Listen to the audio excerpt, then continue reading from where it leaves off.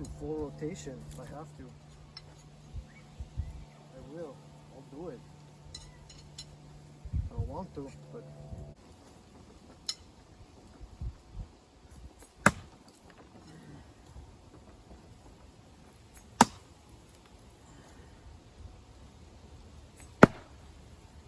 Orale.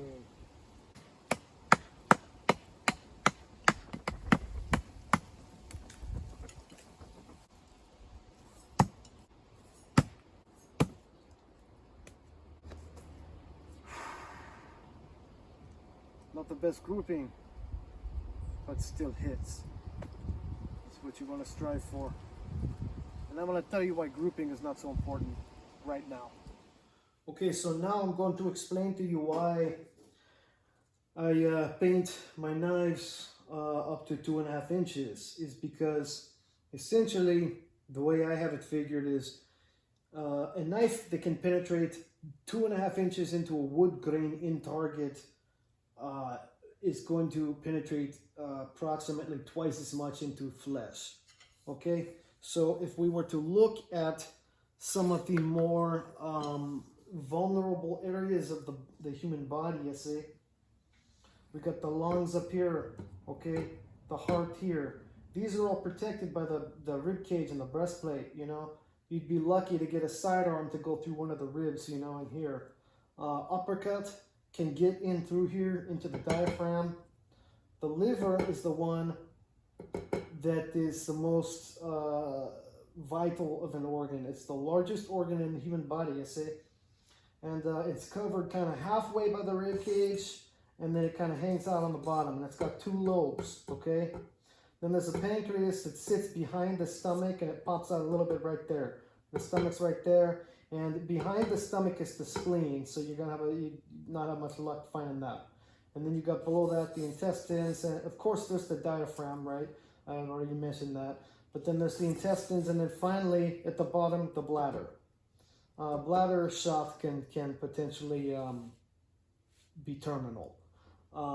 So with that being said, minimum skin to organ contact can be as shallow as 9 millimeters, or about 1/3 of an inch, especially in very thin individuals. Factors that influence penetration depth are clothing, muscle mass, and body fat. A 2.5-inch penetration would most likely bypass those layers, reaching underlying organs. Number 1, the liver. The largest internal organ, highly vascular, meaning it has a lot of blood vessels, making it very, very susceptible to a moderate laceration, which could be potentially fatal within mere minutes. A serious laceration can be fatal in mere seconds, whether or not in the presence of medical attention or not. Number 2 are the lungs. These 2 things up here. One of them's bigger on this side. Enough penetration, most likely a sidearm, between the ribs can cause a punctured lung or collapsed lung. Internal as well as external bleeding, capable of causing death. A slow death would be very not enjoyable. And finally, the heart. The heart's going to be the hardest one. You're not going to be able to break through the breastplate, but the heart is there. Penetration of the heart or any major blood vessel nearby could be deadly in a matter of seconds. Okay? So those are the 3 kind of main bullet points about this that you should know about. A few important factors involved in all this. Number 1, access to medical care. Prompt medical care. Number 2, sharp, thick blades that don't flex usually cause more damage. So the thicker the blade, the less likely it flexes, the more damage it's likely to cause.